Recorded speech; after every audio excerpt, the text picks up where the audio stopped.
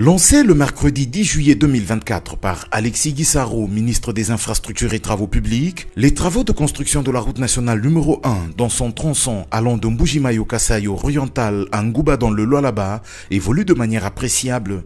C'est l'enseignement à tirer de cette visite effectuée ce mercredi 20 novembre par l'équipe de la Direction Générale de la CGT, maître d'ouvrage délégué du ministère des ITP sur ce projet. Financé par le programme sino-congolais et exécuté par 6 entreprises chinoises distinctes, ces travaux sont programmés pour une durée de 3 ans.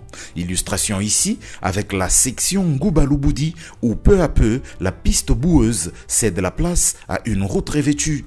Avant d'arriver à cette route revêtue, une préparation de l'ensemble a été réalisée, notamment avec la purge des matériaux pollués, le rechargement avec des matériaux d'apport sélectionnés qui, une fois bien compactés, sont suivis de cette couche de base en concassé 031 encadrée par des bordures. Le résultat, c'est cette route prometteuse qui traverse les villages Shonongo, Kivumbi, Kipepuka, Kamanda et Kate notamment.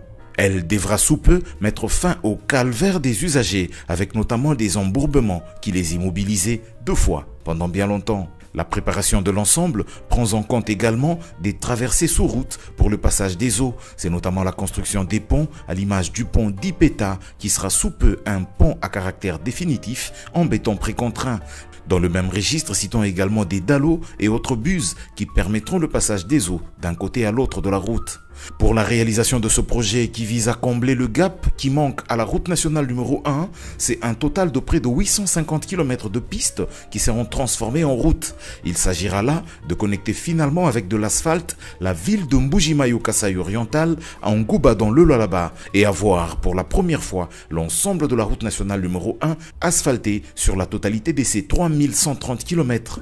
À terme, ce projet permettra aussi de rétablir la continuité du trafic sur l'ensemble de l'axe routier et de désenclaver le centre du pays en le reliant avec d'autres provinces de la République. Il va également booster la production agricole du fait de l'acheminement plus aisé des produits agricoles des lieux de production vers les grands centres de consommation, leitmotiv du gouvernement de la République. Pour rappel, ce projet est financé par le programme sino-congolais après la signature du 5e avenant intervenu le 14 mars 2024, révision qui a rendu possible un financement certain. Merci à tous de nous avoir suivis. Aimez et abonnez-vous massivement à notre chaîne YouTube Tribeca Media. Au revoir et à la prochaine.